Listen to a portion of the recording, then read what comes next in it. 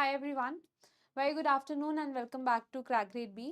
So let us start discussion on to the corporate insolvency resolution process, and we are going to discuss this by virtue of some case studies. These are sample case studies which are available to us, right? So let us look at it, how these kind of questions are going to appear. See, at the end of the day, having the knowledge of the procedure is utmost important because without that you will not be able to solve the question whatsoever. But these case studies, they give you a head start, right? So now let us see with that. You have to attempt these questions, and this is something which has been provided to you. This is something which has been provided to you. Let us see that. So Mr. X holds the first meeting of his team as an interim resolution professional of Jumpy Cosmetics Limited, right? This is a company and Mr. X is a resolution professional, okay? As application was made to the adjudicating authority by a joint lending forum led by CAIIB Bank, who are owed 1.3 crore, which was satisfied that a default had occurred, right?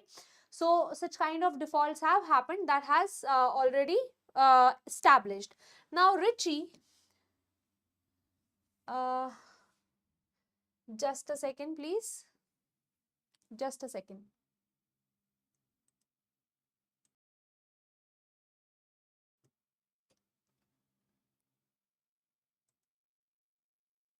Yeah, sorry for the disturbance. Now you see, Richie, who's one of the senior members of X team, asks to see X privately. Now X is a resolution professional over here, don't forget. Richie is one of the senior members and he wants to talk to X. And he reveals that his cousin is on the board of Jumpy. The company for which they are handling this resolution process, right? This particular person, Richie, has got his cousin on the board. Although Richie explains that we are not in touch and we have not talked for last 5 years, but still, see, Richie is a forensic accountant and he is a skillful strategist, and X is very keen for him to remain on the team. X nahi chahte that Richie should leave his team, and he wants that Richie should remain there for dealing with this particular corporate insolvency process. Okay, fine. Jumpy deals in cosmetics for reconstructive surgery or as an alternative for surgical intervention, and thus holds several licenses for live animal research. ठीक है, ये upcoming future business opportunities के बारे में भी बता रहे हैं, that jumpy deals in cosmetics for reconstructive surgery and also holds several licences for live animal research. Okay, fine. Now with reference to the above mentioned facts, you have to answer few questions. Now at the end of the day, knowledge is important, so without which we cannot solve these questions. That is understood. Now with respect to the stated position of Richie, what shall be the reasonable step? जब Richie ने बताया है that he has got his cousin on the board of Jumpy, so what should be the position of X? So Richie may remain on the team because his relationship with the cousin is a distant one. Richie has to leave the team and return to the office as he is effectively an independent director of Jumpy.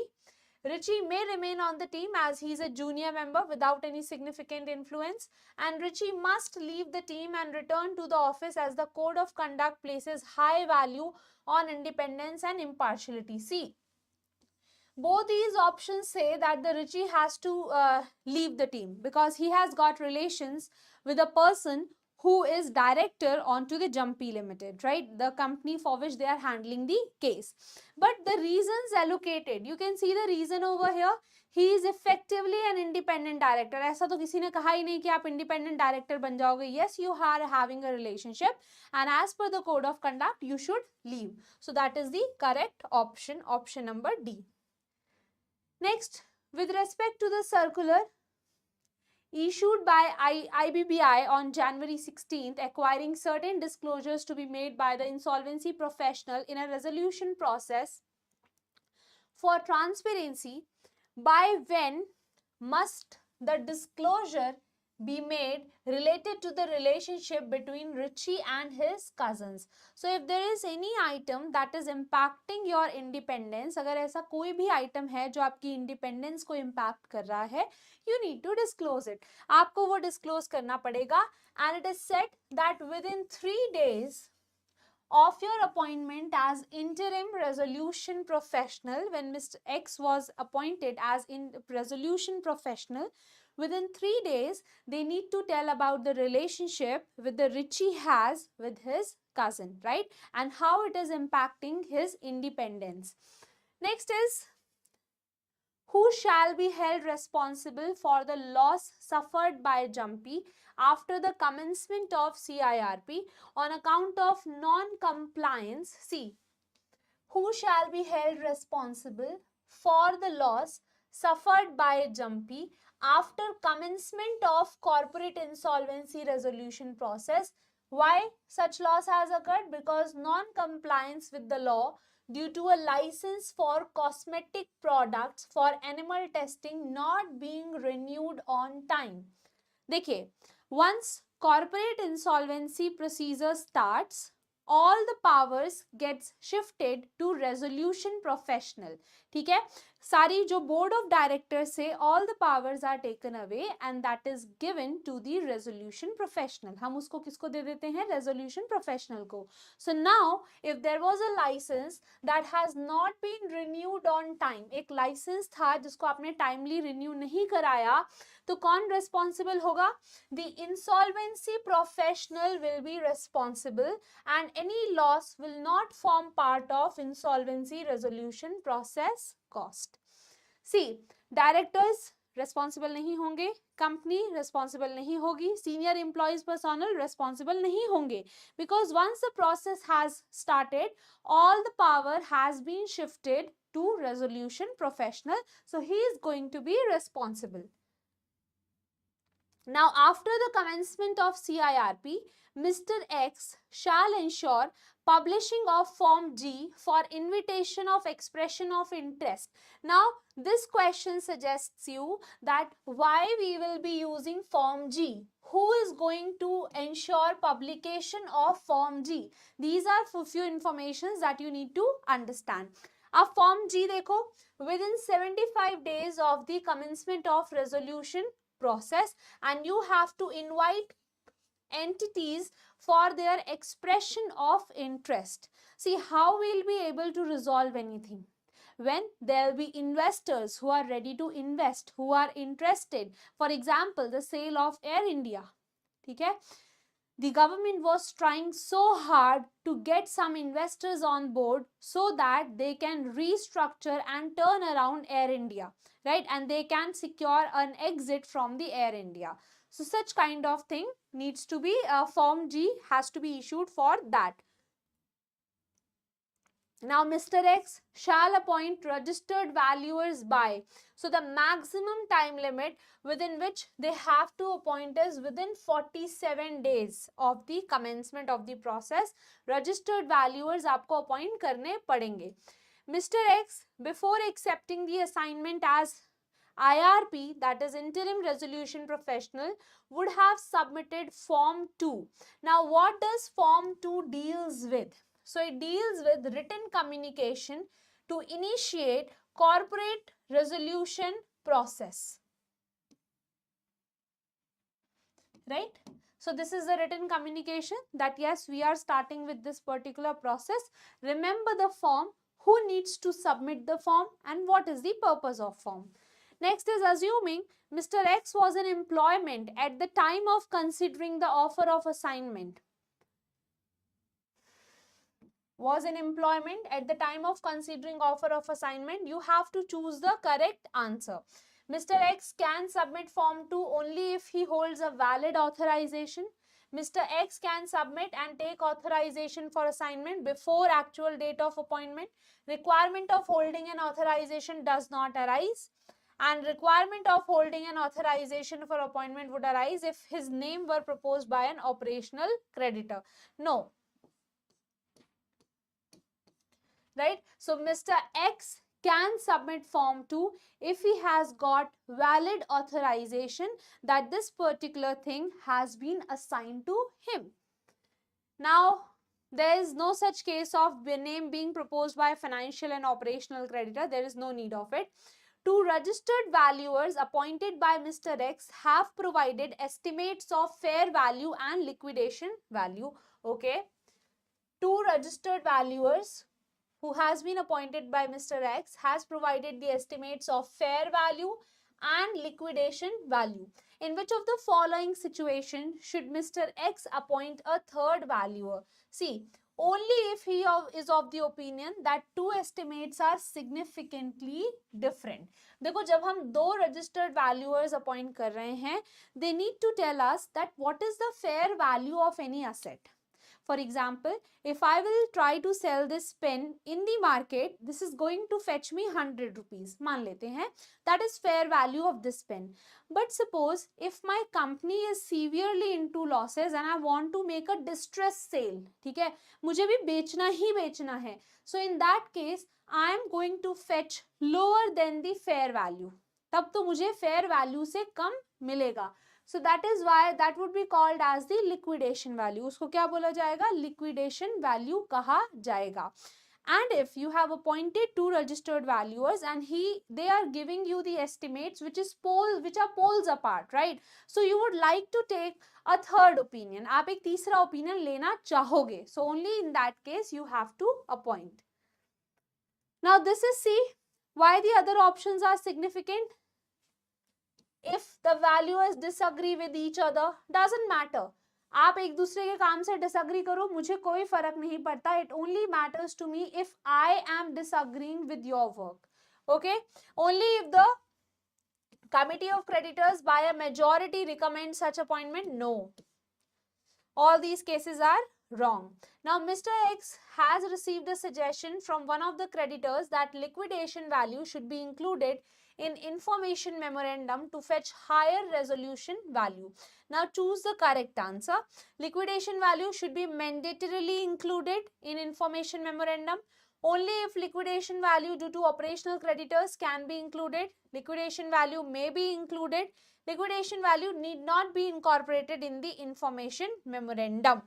So that is the correct answer. See, information memorandum क्या होता है? Suppose when I want to issue some shares, giving you an example, I issue the prospectus and I tell the investors all the information that is related to my company, that is related to the business activity which I am doing. मैं सारी information बताती हूँ. So information in memorandum also plays such a role in the process of corporate insolvency resolution, where you are telling all the relevant information. So these kind of thing, like the word over here is mandatorily included. ऐसी कोई जरूरी बात नहीं है. Operational creditor से related हो तब include करेंगे. If votes have been passed तब इंक्लूड करेंगे. No, this is need not be. If you want you can, but there is no mandatory consideration for that. ऐसा कोई mandatory चीज नहीं है. Financial creditors are contemplating to initiate insolvency proceedings on the Mr. P, personal guarantor to corporate debtor. They have approached Mr. X to take up the assignment in relation to Mr. P. So the company Jumpy Limited, who has failed to pay the amount, there was a personal guarantor Mr. P, and now the creditor wants to start the proceeding against Mr. P. So can the resolution professional do so? क्या resolution professional ये काम कर सकता है? So Mr. X should not agree to the request as he is not eligible for such appointment. He has only been assigned the corporate insolvency resolution process for Jumpy, not for Mr. P. Okay. Now again a case study. This is something related to family dispute. Let us see that. So there is a company, Rajhans Oil Private Limited. It is a private company, right? And the owner passed away due to heart attack without any succession plan. Now there were two brothers and they were having the equal shareholding in the company. Okay. Now Naveen resigned as the director of the company, and in lieu of the same, he was entrusted control of another family firm called as Aragon Edibles, where both the brothers were partners. ठीक है. Praveen, son of Pawan, was inducted as the director in the company. Son of Pawan. See, Naveen has taken the exit, and Praveen, who's the son of Pawan, was inducted as the director. Okay. In 2018, Naveen wanted to withdraw unsecured loan given by him to the company because the company stopped paying him the interest. So Naveen, who had already taken the exit, he also wanted to withdraw any unsecured loan that he has given to the company. Now, despite follow-up, Naveen was not paid neither the principal nor interest, which forced him to file an application under Section 7 of Insolvency and Bankruptcy Code. The adjudicating authority admitted the application and appointed an IRP. Pawan refused to hand over the management. He said that it is a family dispute and they will settle it soon. IRP tried to persuade Pawan, citing the provisions of IBC, and warned him. Thereafter, Pawan allowed the IRP to take inventory of the assets and stocks after 15 days from the insolvency commencement date. Now that is the case. Now let us see the questions onto it. See, Yes Bank, the only member of Committee of Creditors holding 100% voting shares, filed an appeal before NCLT to set aside the order of adjudicating authority regarding admission of CAIIB on the ground that its cash credit account with the company is regular and there is no default.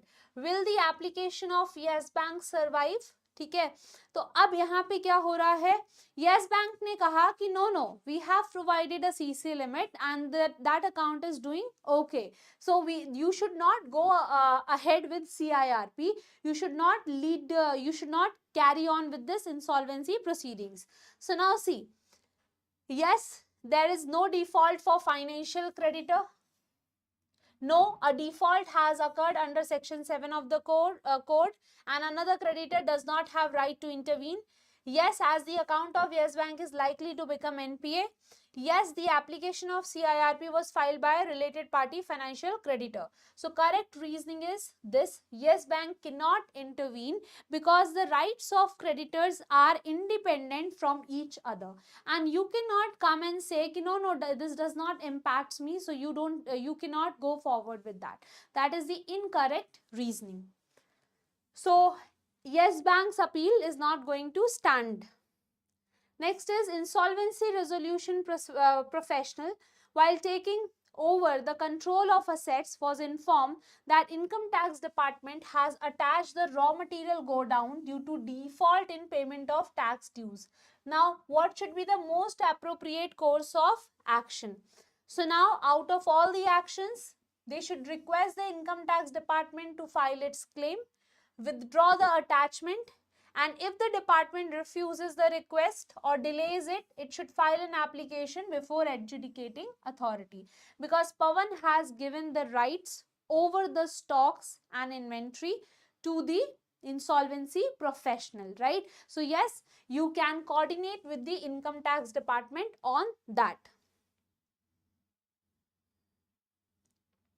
Now Naveen filed a claim for unsecured loan of 1,75 lakh along with the interest 18%.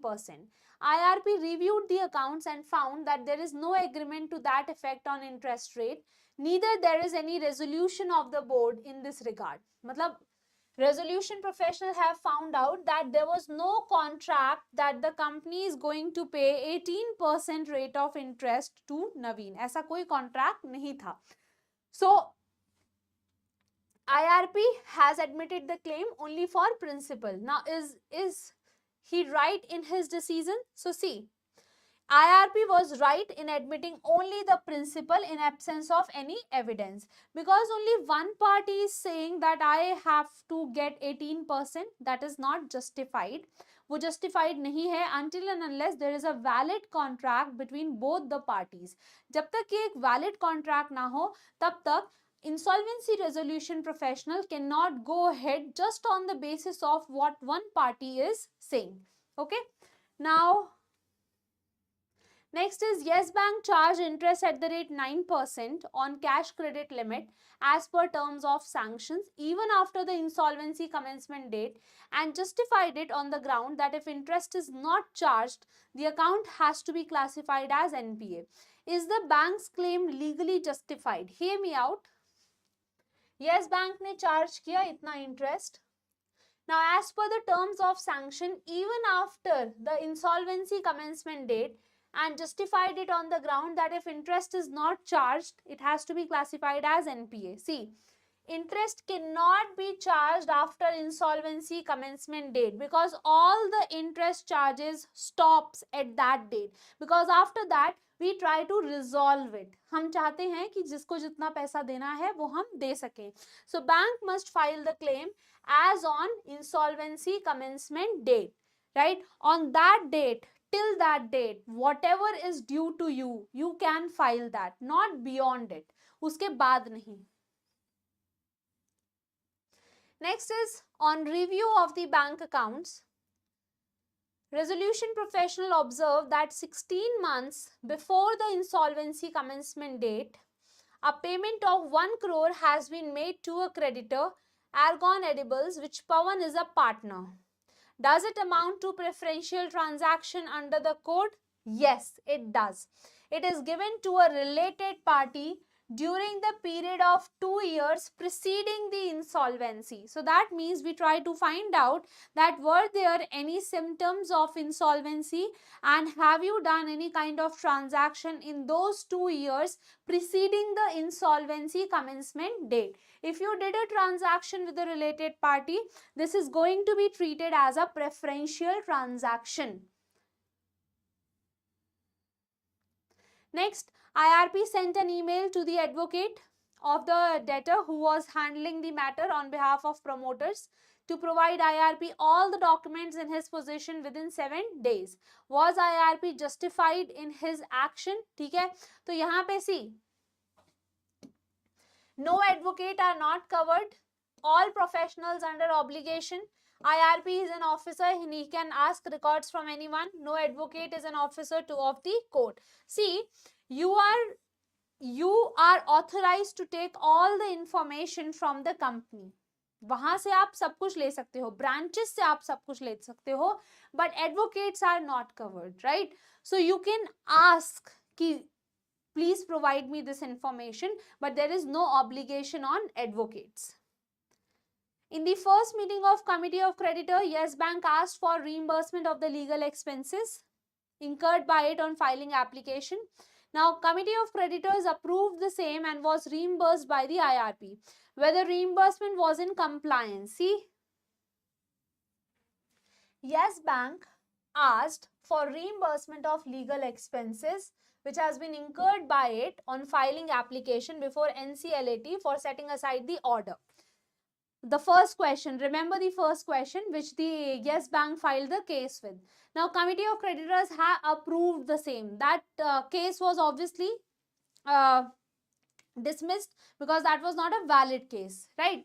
So, over here, Committee of Creditors cannot sanction it. IRP should have informed Committee of Creditor that legal expenses incurred by Yes Bank are not payable.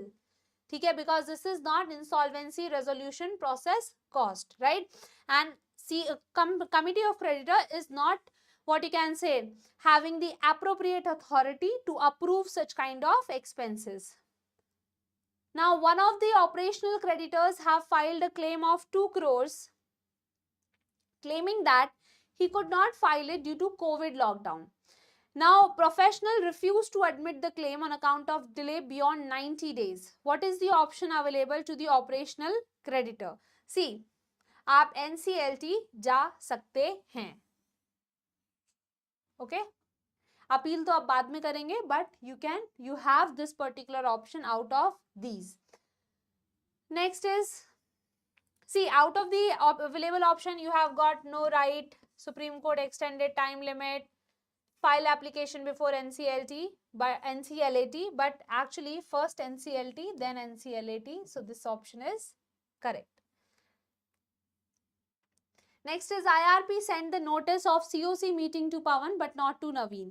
Naveen protested this and represented that Pawan is also a related party, unsecured financial creditor like him. Therefore, he is also entitled to receive the notice of COC meeting. What is your opinion on the representation by Naveen? See, IRP was justified in sending the notice to Pawan in his capacity as a member of suspended board of directors, though he was also an unsecured financial creditor. Directors do not have any right to vote in the committee of creditors meeting. ठीक है, इनका कोई right नहीं होता, but you have sent the notice to Mr. Pawan because he was a board of director as well. वो board of director भी थे, and by any virtue of sending this notice, although he is not eligible, वैसे भी Mr. Pawan is not eligible to vote in the COC meeting. वो वैसे भी vote नहीं कर सकते. So that is why IRP was justified. Now, if IRP files a report certifying constitution of a committee of creditors, by when this report must be filed to the adjudicating authority? So report must be filed within 23 days from the date of commencement of IRP. You have to certify that yes, committee of creditor has been constituted, and that needs to be done within 23 days. So this was a prototype of how the case study based questions can be asked. This is it for this particular class. Thank you so much for joining in.